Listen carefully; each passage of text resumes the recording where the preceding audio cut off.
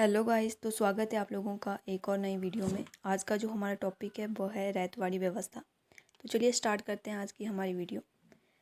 देखिए, हम देखते हैं कि स्थायी बंदोबस्त की कमियां ब्रिटिश प्रशासकों की नज़रों में जल्द ही आने लगी। स्थायी बंदोबस्त की सबसे बड़ी कमी थी, भले ही कंपनी को निश्चित भू राजस्व प्राप्त हो रहा था, लेकिन इसमें बढ़ोतरी का जो रास्ता था वो बंद हो गया था। स्थायी बंदोबस्त की कमजोरियों के खिलाफ इस नीति में बदलाव के पीछे एक बौद्धिक विचारधारा भी जिम्मेदार थी। डेविड निकार्डो ने अपनी मशहूर पुस्तक प्रिंसिपल ऑफ पॉलिटिकल इकोनॉमी 1821 इसमें उन्होंने कहा है कि जमींदार लोग ज़मीन के लिए जो लगान काश्तकारों से पाते हैं वह अधिकार उन्हें कुदरत की देन की वजह से मिलता है, जिस पर जमींदारों का एक अधिकार माना गया। जमींदारों का उत्पादन प्रक्रिया में खुद का कोई भी योगदान नहीं रहता। मजदूर अपना श्रम लगाता है, पूंजीपति अपनी पूंजी, व्यवसायी उद्योग संगठन में अपनी सक्रिय भूमिका निभाता है, जबकि जमींदार कुछ भी नहीं करता है। ये जमींदार केवल भूमि के स्वामित्व के कारण अनअर्जित आय का उपयोग करता है।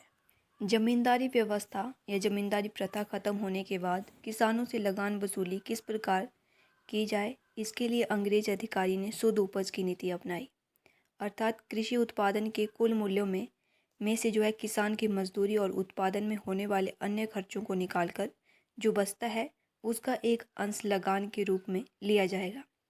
रैयतवाड़ी बंदोबस्त का प्रयोग सबसे पहले अलेक्जेंडर रीड ने बड़ा महल में किया, लेकिन मद्रास प्रांत में रैयतवाड़ी व्यवस्था को जन्म देने वाले थॉमस मुनरो की अहम भूमिका रही।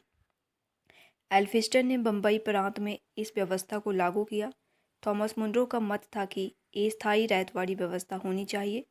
मुनरो ने मौजूदा कुल फसल के 45% के बजाय 33.75 हिस्सा जो है भू राजस्व के रूप में रखने की सिफारिश की। थॉमस मुनरो भू राजस्व की वसूली में गांव स्तर के मौजूदा अधिकारी पटेल और कारमून को ही बनाए रखने के लिए पक्षधर थे। ईस्ट इंडिया कंपनी ने मद्रास प्रांत में जो है अस्थायी रैयतवाड़ी बंदोबस्त लागू करने का निर्देश दिया और किसान और रैयत को भूस्वामी मानते हुए 20-30 साल के लिए भू राजस्व का अस्थायी निर्धारण करने का आदेश दिया। थॉमस मुनरो ने 1820 से 1827 के बीच मद्रास के गवर्नर के रूप में काम करते हुए रैयतवाड़ी बंदोबस्त को लागू किया। बम्बई प्रांत में ग्राम समुदाय की पुराने कार्य पद्धति को भू राजस्व वसूल करने के लिए बल दिया गया, क्योंकि पटेल और कुलकर्मी जो मराठा भू राजस्व के आधार थे उन्हें ब्रिटिश कलेक्टरों की मदद के लिए बनाए रखा गया। ये रैयतवाड़ी बंदोबस्त लागू होने से पहले की कंडीशन है। मद्रास, मालाबार, कोयम्बटूर और बम्बई, बाद में इसका विस्तार महाराष्ट्र, पूर्वी बंगाल और असम के कुछ हिस्सों में हुआ। इस व्यवस्था के अधीन ब्रिटिश भारत का लगभग 51% भूभाग था। यह बंदोबस्त ब्रिटिश सरकार और रैयत के बीच हुआ था। लागू करने के प्रमुख कारणों में जैसे कि निरंतर कृषक विद्रोह, दूसरा इन क्षेत्रों में पर्याप्त संख्या में जमींदार वर्ग की अनुपस्थिति, रैयतों के पास भूमि का स्वामित्व और उनके काम से भूमि बढ़ोतरी की संभावना। हम बात करेंगे रैयतवाड़ी व्यवस्था की विशेषताओं की, जिसकी जो नंबर 1 है हमारे पास भू राजस्व के लिए रैयतों के साथ प्रत्यक्ष समझौता। नंबर 2, भूस्वामियों को मालिकाना हक। नंबर 3, 30 वर्षों के लिए अस्थायी बंदोबस्त। नंबर 4, सरकार को भू राजस्व बढ़ाने का अधिकार। नंबर 5, प्राकृतिक आपदा की स्थिति में राजस्व में राहत का प्रावधान।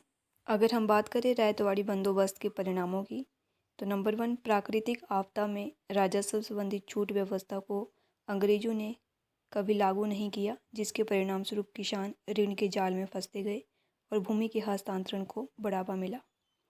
नंबर 2, कृषि भूमि के पट्टे में वृद्धि और गांव के कुलीन वर्ग का उदय। तो ये थी हमारे पास रैयतवाड़ी व्यवस्था, जिसमें भू राजस्व एकत्र करने का जो अधिकार था वो रैयतों को यानी कि किसानों को मिला। आशा करती हूँ आप लोगों को वीडियो अच्छी लगी होगी। इसी तरह आगे भी हमारे साथ बने रहिए। तब तक के लिए थैंक यू सो मच।